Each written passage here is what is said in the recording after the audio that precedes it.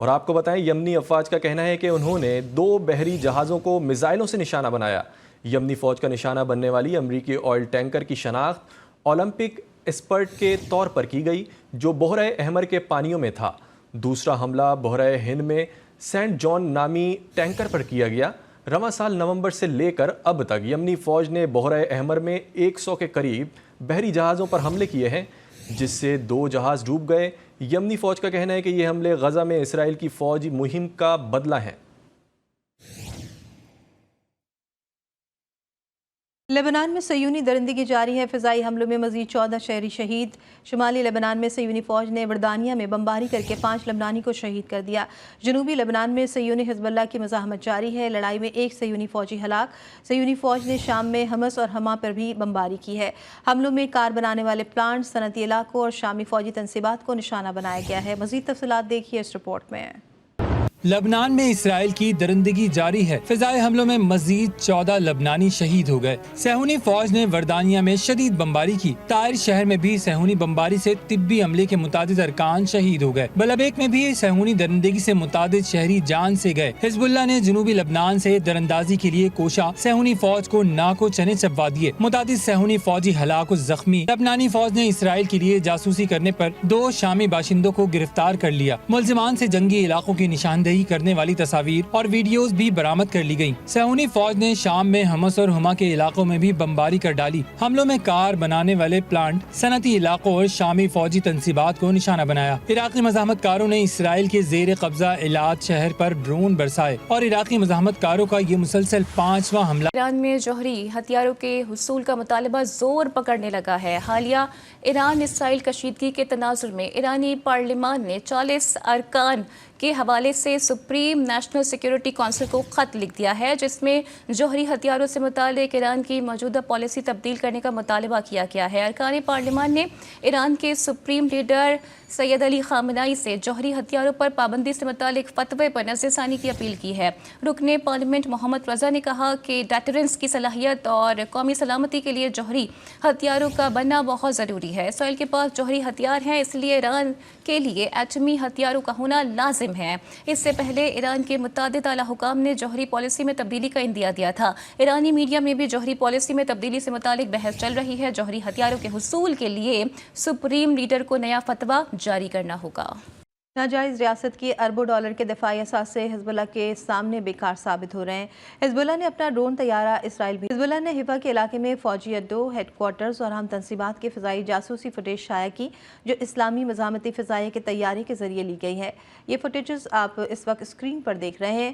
یہ فوٹیجز ہدہد نامی ڈرون نے بنائی ہے۔ حفا کے علاقے میں فوجی اڈوں، ہیڈ کوارٹرز اور اہم تنصیبات کی فضائی جاسوسی فوٹیج حزب اللہ کی شاندار کامیابی تصور کی جا رہی ہے۔ 8 منٹ طویل ویڈیو میں حزب اللہ کے ہدہد ڈرون نے حفا شہر میں موجود فوجی تنصیبات، اہم اور حساس مقامات کی مکمل تفصیلات جمع کی ہیں۔ اس سے پہلے بھی حزب اللہ نے ہدہد ڈرون کے ذریعے لی گئی تل ابیب کے حساس مقامات کی ویڈیوز جاری کی تھی۔ اس بار ہدہد ڈرون سے حاصل کردہ تازہ ویڈیو میں دیکھا جا سکتا ہے کہ حفا یونیورسٹی کی چھت پر فوجی تنصیب قائم ہے اور اسرائیل طلبہ کو انسانی ڈھال کے طور پر استعمال کیا جا رہا ہے۔ یہ فوٹیجز ہدہد نامی ڈرون نے بنائی ہے۔ حفا کے علاقے میں فوجی اڈوں، ہیڈ کوارٹر اور اہم تنصیبات کی فضائی جاسوسی فوٹیج حزب اللہ کی شاندار کامیابی تصور کی جا رہی ہے۔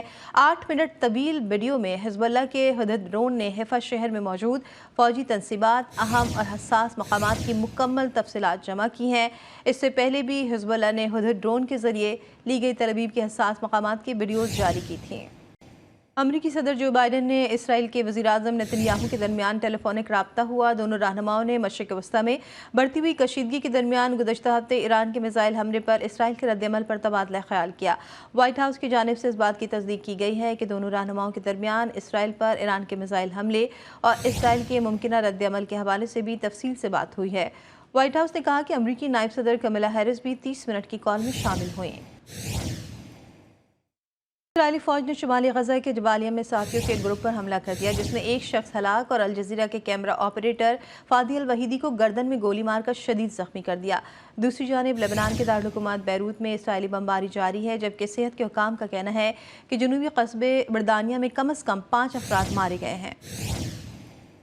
ईरान की मसलिहत निज़ाम काउंसिल के रुकन और सिपह पासदारान इनकलाब के सीनियर फौजी अफसर मोहसिन रज़ाई ने समाजी राब्ते की वेबसाइट एक्स पर लिखा कि नेतन्याहू जराइम पेशा और दहशतगर्द है जो न सिर्फ अमरीका के माली ज़खायर और उसके बम मुफ्त में इस्तेमाल कर रहा है बल्कि अमरीका के लिए फरीज़े का तयन भी करता है। उन्होंने कहा कि अमरीकी अवाम समझ नहीं पा रहे हैं कि उनके सदर कौन है, बाइडन या नेतन्याहू।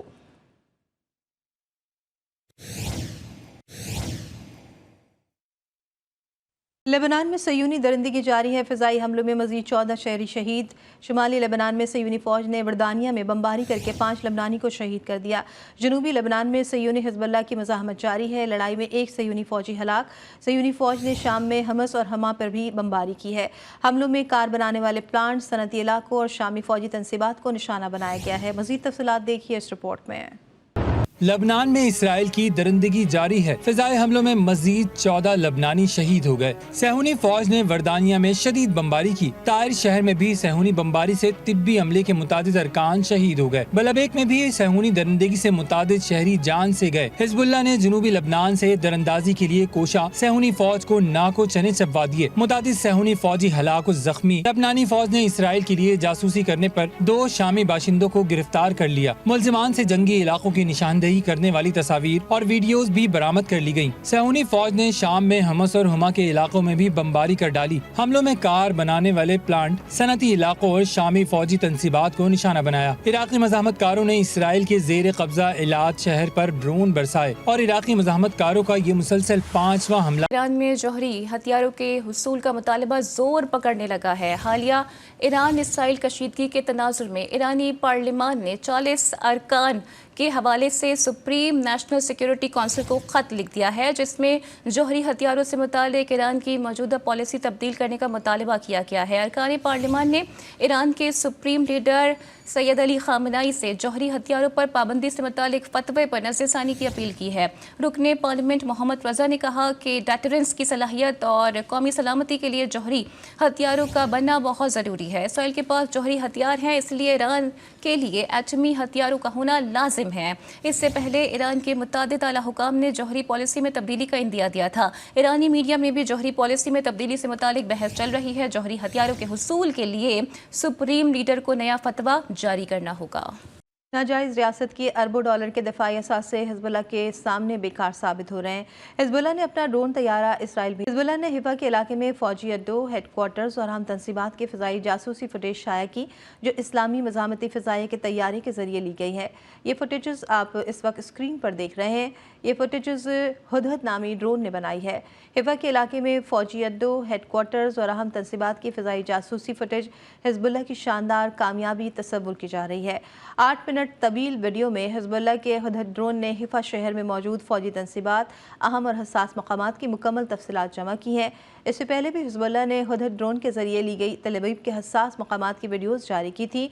इस बार हुदहुद ड्रोन से हासिल करदा ताज़ा वीडियो में देखा जा सकता है कि हिफा यूनिवर्सिटी की छत पर फौजी तनसीब कायम है और इसराइल तलबा को इंसानी ढाल के तौर पर इस्तेमाल किया जा रहा है।